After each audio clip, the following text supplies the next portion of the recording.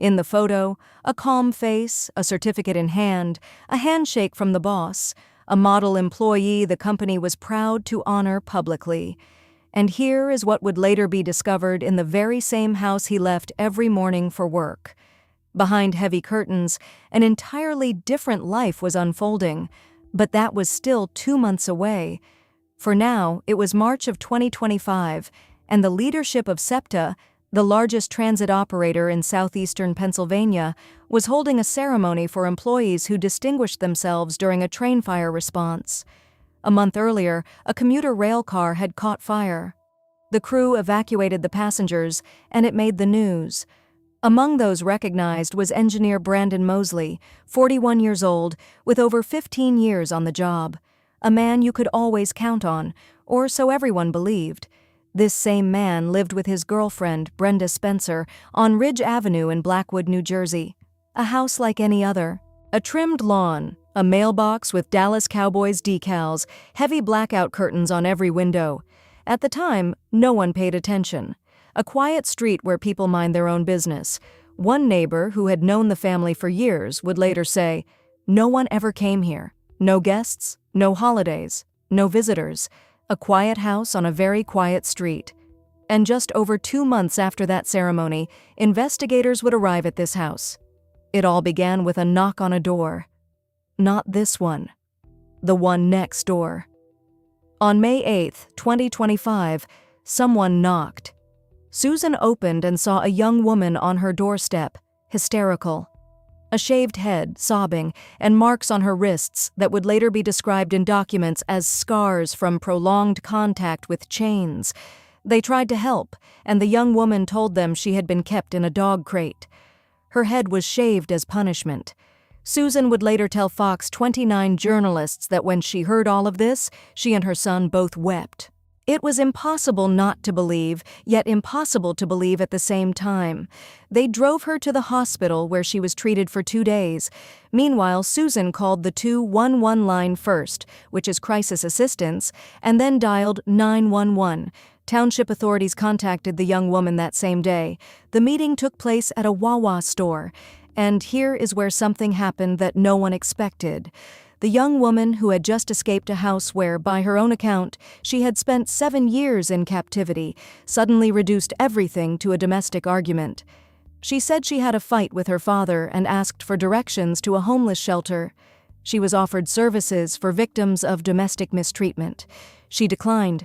Documents would note a limited inspection of the home. No one was detained. They left. And then, 2 days of silence. The system of control that had been built inside the house on Ridge Avenue, as would later emerge, operated beyond its walls as well.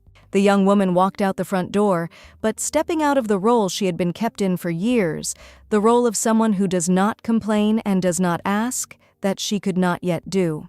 On May 10th, she spoke.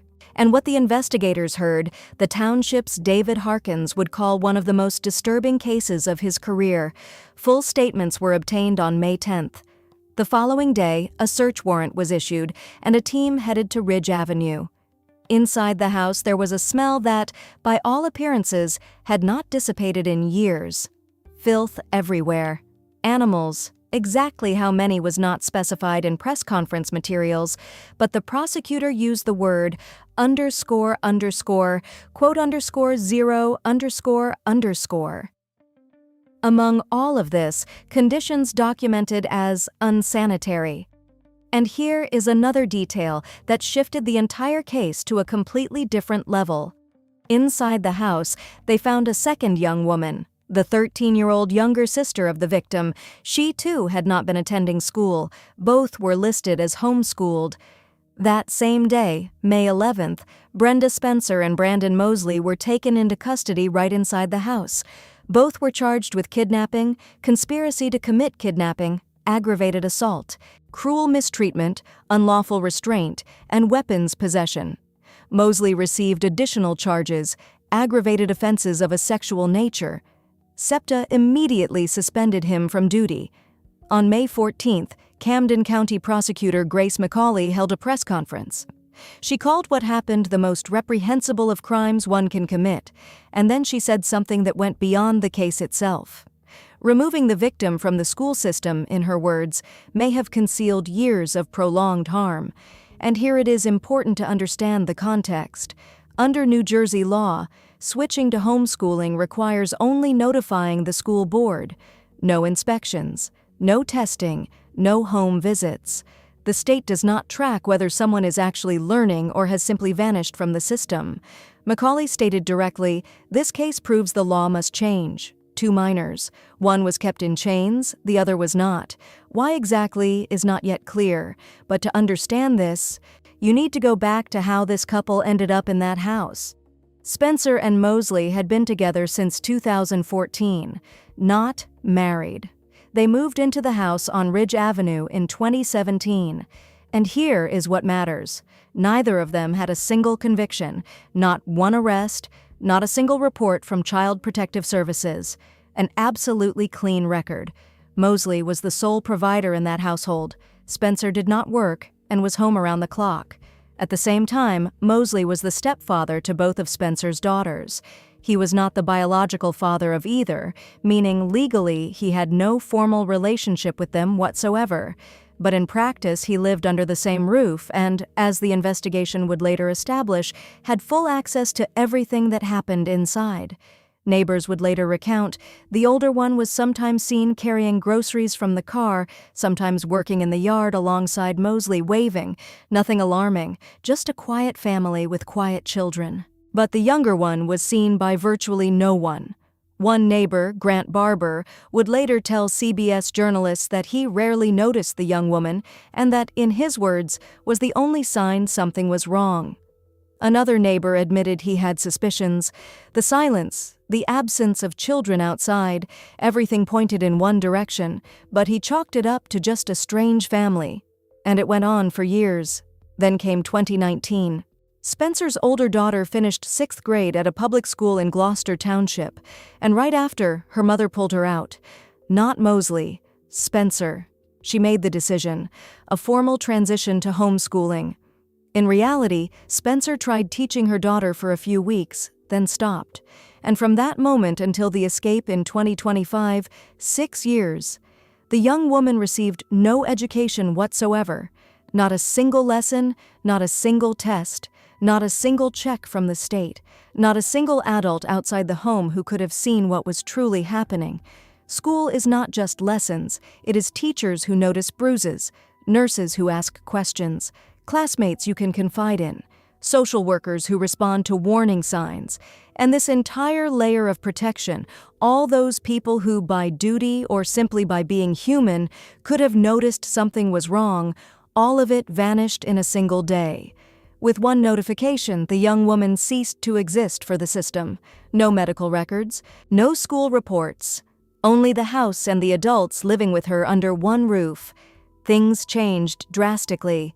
Soon after the older daughter was removed from school, she was placed in a dog crate, hands restrained behind her back, released periodically for approximately 1 year. This is not a metaphor or a dramatized retelling. This is a direct formulation from the Camden County court documents. Was forced to remain in a dog crate approximately 1 year, hands restrained behind her back, released periodically. The crate stood in a house inhabited by dozens of animals, Great Danes, chinchillas, reptiles, birds. The young woman was kept among them, in the same conditions, in the same filth, on the same level, literally. She was 11 when this began, perhaps 12. The exact age in case materials is described vaguely as approximately 2019 6th grade. By that point, she had already stopped attending school, seeing other people, leaving the house, and she found herself in a crate meant for animals, in restraints. Here it is important to understand one thing. All of this was happening not in some isolated place, not on the outskirts, not in an abandoned building. This was an ordinary residential suburb where neighbors mow their lawns and take out the trash on schedule. The house stood on a regular street, and no one beyond its walls knew what was happening inside. Meanwhile, Mosley calmly left for his shift every morning, operated trains, collected his paycheck, chatted with colleagues, and came home in the evening. Spencer, on the other hand, remained there every day, 24 hours a day. right next to the crate holding her own daughter, not somewhere far away, not in another room behind a closed door, but right here, in the same space where she lived, ate, and slept. After about a year, the crate was replaced, but not with freedom. A bathroom.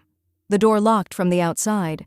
The young woman was chained by her ankles to the toilet, the one condition under which she was let out, visits from relatives. When someone from the family came, the chain was removed, the young woman was brought out, and she appeared before guests, creating the full appearance of a normal life. The relatives left, the young woman returned to the bathroom back on the chain. Here it is important to note one thing. This was not a breakdown or a loss of control. This was a schedule, a deliberate repeating system. When you conceal a victim from relatives and then put her back, you understand perfectly well what you are doing. You know this must be hidden and you know exactly how. So who decided when to remove the chain? Who monitored the schedule? She greeted the guests. She decided when the daughter could be shown and when not. In essence, it was she who built this entire mechanism from the inside. It was she who controlled what visitors saw and what remained behind the closed door. Whether the relatives suspected anything is not stated directly in case materials, but the prosecution at the May 22nd hearing emphasized the victim was released specifically during family visits, which means there were visits. People came to this house, saw the young woman, interacted, and left without asking a single extra question, and then the door closed and the lock clicked from the outside. If the older one was kept this way, there arises the question you inevitably ask yourself, what about the younger one? She was 8, she lived in the same house, and she saw all of it. In 2020, Spencer pulled the younger daughter from school as well. She was 8, having just finished 2nd grade. And the reason recorded in court documents reads as follows. The couple feared the younger one would tell someone about what was happening to the older one. Not that they decided to homeschool, not that they chose alternative education. They were afraid she would give them away. And this is a detail that changes everything. They were aware that what they were doing was a crime, and they made a strategic decision to remove the second daughter from the only environment where someone could have asked even one question. In essence, they were eliminating the last channel through which information could reach the outside. The younger one was not placed in a crate, not chained to a toilet. She had a room. Formally, she continued studying on a computer. But at the May 22nd hearing, when she was asked why she had been studying all those years, she could not provide an answer. Meanwhile, a neighbor who had known the family for years told investigators she had repeatedly seen bruises under the younger daughter's eyes. Each time she asked Spencer, and each time received the same answer. She bumped into a door. 2 daughters, 1 house, radically different treatment, one in chains, the other not. But both were pulled from school, removed from sight, and both bore marks. Why was the older daughter the one chosen? What determined this difference? The case materials do not yet provide an answer. As would later emerge by the fall of 2024, conditions for the older daughter changed again. The third phase began. A bare room. No bed, no mattress, nothing at all except a bucket instead of a toilet. The victim was required to clean it herself. And some of the household pets, the very ones that by then had accumulated in the dozens, several huskies, 26 chinchillas, birds, a snake, a bearded dragon. This time the door was not locked. Instead, they installed a baby monitor, a device that alerted Spencer and Mosley to every movement inside the room. In essence, physical locks gave way to electronic surveillance, but the substance did not change. Control went nowhere. The young woman was periodically let out, but not for living, for labor. Cleaning up after the animals, yard work, caring for dozens of creatures that lived in this house more freely than she did. She was fed from a plastic popcorn bucket. Not from a plate, not from a bowl, from a bucket. And food was taken away as punishment for so-called defiance or for failure to complete household tasks, meaning even the minimum she was given was used as leverage. She was allowed to wash infrequently. The exact frequency is not specified in case materials. There is only the phrasing, allowed infrequently. For some time, the victim was permitted to sleep in her younger sister's room, but by the time of the escape, no longer. This was not an outburst and not a breakdown. This was a regime, daily, constructed, functioning for years without a single failure. Spencer remained at home, beside the daughter who was fed like an animal among animals. Both of them used physical force. Both Spencer and Mosley. This is documented in statements. The victim stated at the May 22nd hearing, "A belt and a horsewhip." A horsewhip is not a household item. You do not find one by accident in a drawer. It is acquired, brought into the house, and used on a person who is restrained, locked in, and cannot leave. The victim's head was shaved repeatedly, also as punishment. Mosley did this on multiple occasions without any consent. And after one such shearing, so short that almost no hair remained, the couple began calling her Buzz, a nickname. And here it is important to pause. Buzz is not a slip and not a joke. This is a practice. When you shave a person against their will and then assign a nickname instead of a name, you are not punishing, you are renaming, erasing them from the category of those who are even addressed as human. The daughter received the same status as the animals.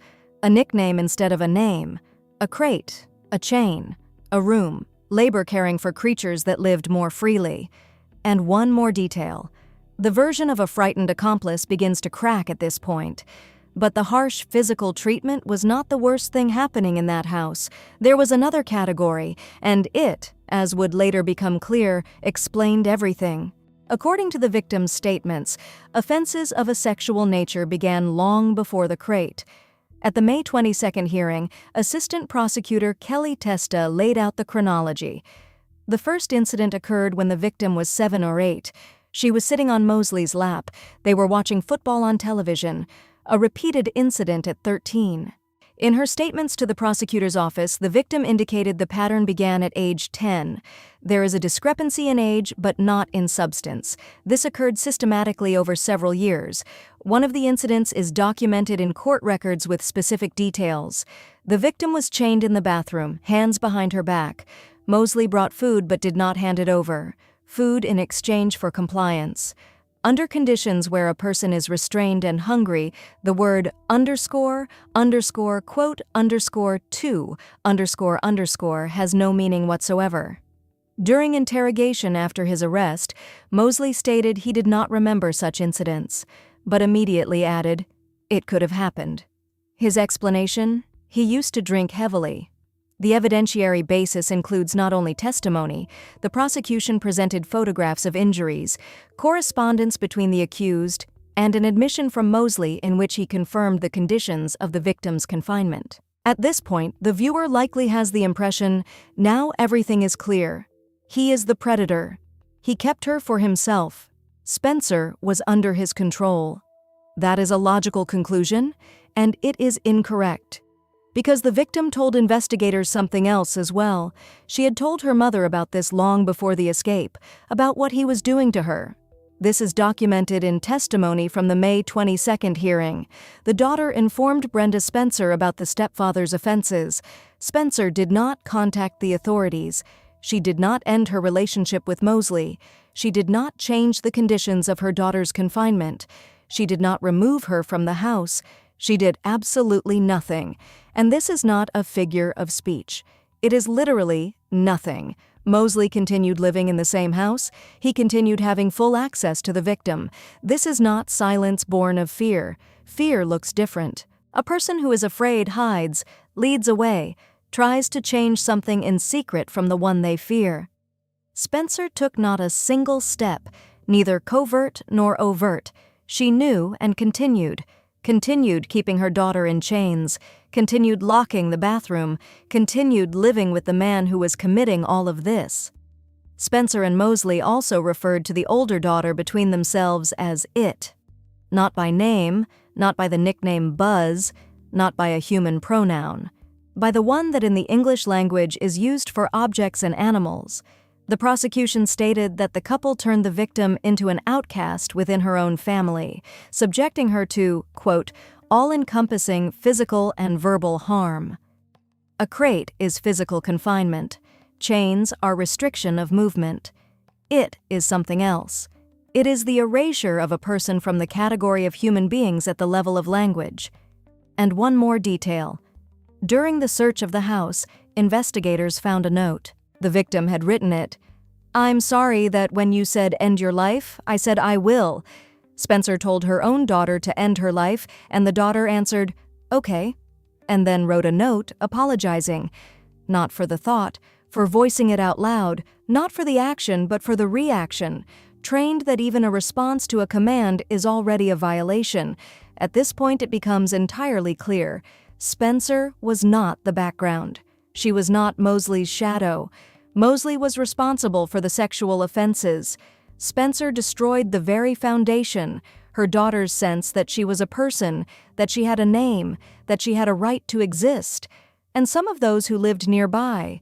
One would later tell investigators he had not seen the children since 2022, not in the yard, not by the car, not in the windows, and he did not ask a single question. On a street where the custom is not to interfere, the absence of two people behind walls is not cause for a phone call. What warrants a call is barking dogs. Complaints about animals were filed with the police, about what was happening to people, not once. February 6, 2025, evening rush hour. A SEPTA train, the West Trenton-Newark route, 325 passengers, 4 crew members. Earlier that day, the engineer from the previous shift had reported to dispatch. The train was pulling poorly. A malfunction indicator was lit. Technicians inspected the train and found 3 problem cars, and dispatch sent the train on anyway. By 5 p.m. at 30th Street Station, the new crew detected a strong burning smell in the lead car. The train continued its route. Near Crumlin Station, the engineer saw smoke behind the lead car. He stopped the consist, got out, and saw that a car was on fire. Electrical components and drive systems in the undercarriage had overheated and ignited. Evacuation took 26 minutes. All 325 passengers and 4 crew members made it to the platform. 4 sustained minor injuries. The car was completely gutted. The fire was extinguished by 8 p.m. Among the crew, Brandon Mosley. In March, at the SEPTA ceremony, he was recognized personally. And on that very evening, when Mosley was leading passengers out of a burning car, his stepdaughter was in that room, and next door was Brenda Spencer. Mosley saved 325 strangers and returned home, where for years he had been degrading one person. He did not choose between good and evil. He did both, every single day. Just over 2 months after that certificate, both would appear before a judge. On the question of pretrial detention, each defendant was heard separately. Neither Spencer nor Mosley spoke a word in court. Their attorneys spoke, and they said completely different things. Spencer's attorney, Ratliff, laid out his client's position. Total denial. She denied holding her daughter captive, denied withholding food, denied that her daughter told her about the sexual offenses committed by Mosley. All of it, entirely. Mosley's attorney, Megan L. Ferry, chose a different approach. She told the court that Mosley gave his statement at 3 a.m. after several consecutive night shifts, and that his instinct, quote, was to take the blame for Spencer. At the same time, Mosley himself admitted to the confinement, the crate, the restraints, the bucket. But about the offenses of a different nature, he said nothing. He did not remember, but it could have happened. 2 defendants. One denies everything. The other takes on her share. Mosley's mother, Rose, came to support her son. She had previously told journalists about Spencer. She always caused problems. At the time, it could be read as an attempt to shield her son. Now, after everything that was said at the hearing, it reads entirely differently. The prosecutor called what happened domestic prolonged harm. The judge called them barbaric acts. Both face life sentences. Both remain in Camden County Jail pending trial. A full ban was imposed on any contact between Spencer and both daughters, except as sanctioned by family court. The next hearing is scheduled for July 23rd, and here is what stands out. Spencer denies the obvious, calmly, methodically, like a person accustomed to controlling a situation. Mosley takes the blame, like a person accustomed to yielding. And one thing remains. The moment when it all ended. May 8th. The front door of the house on Ridge Avenue. The young woman leaves, and her mother stands and watches. May 8th, 2025. The front door. The young woman, the one who spent 7 years behind the closed doors of this house, walks out through the front entrance and heads to the neighbor's house. Brenda Spencer watches her daughter leave.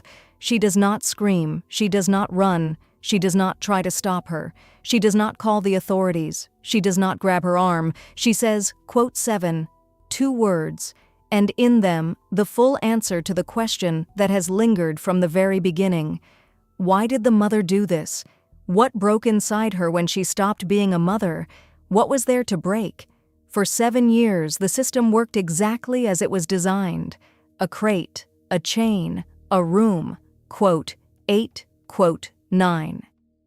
When the system failed, when the victim finally made it to the door, Spencer felt neither fear nor despair, nor loss, only irritation. This is not the reaction of someone who lost control.